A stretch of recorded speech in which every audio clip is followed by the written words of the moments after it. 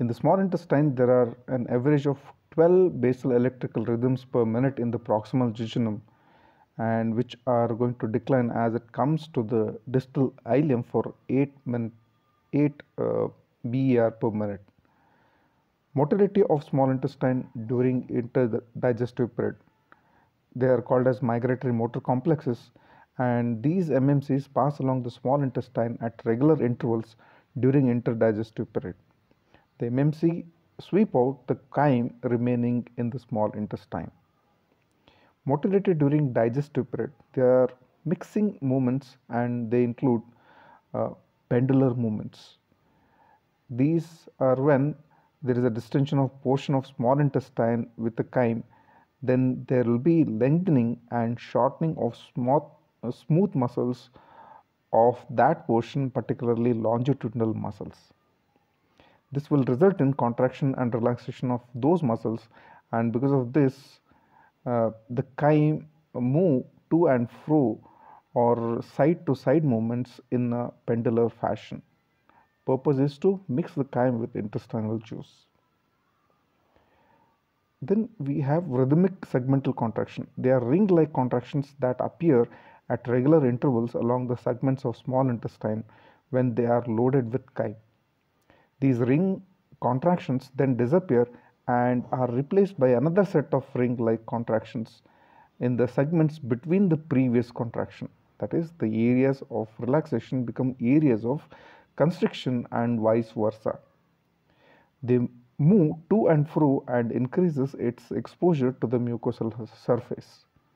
They are initiated by focal increase in calcium influx with the waves of increased calcium concentration spread from each focus.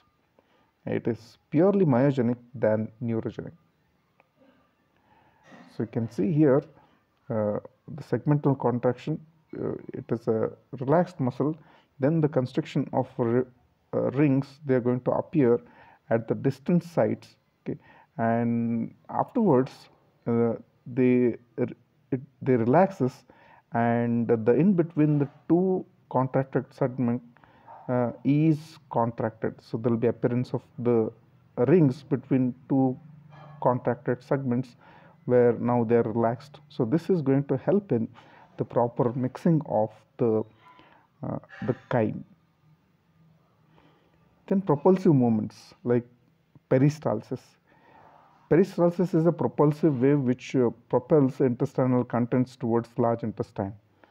Peristaltic contraction involves contraction of segment behind the bolus and simultaneous relaxation of the segment in front of the bolus. The stimulus for peristalsis is distension.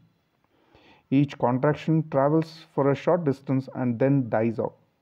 A new contraction is then initiated from the site little distal to the site of origin of the previous contraction. In this way, a continuous peristaltic wave is set in intestine. The peristaltic wave always travels from oral end towards the aboral end of intestine, and this is called as Starling's law of gut.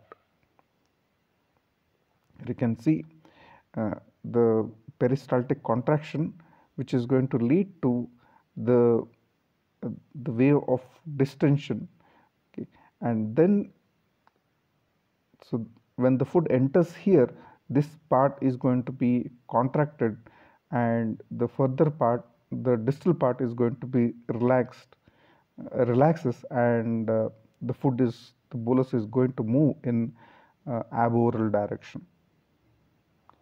Peristaltic rush. Peristaltic rush refers to very powerful peristaltic waves. It is not seen normally, but they occur when intestine is obstructed. Moments of villi. The movements of villi consist of alternative shortening and elongation of the villi.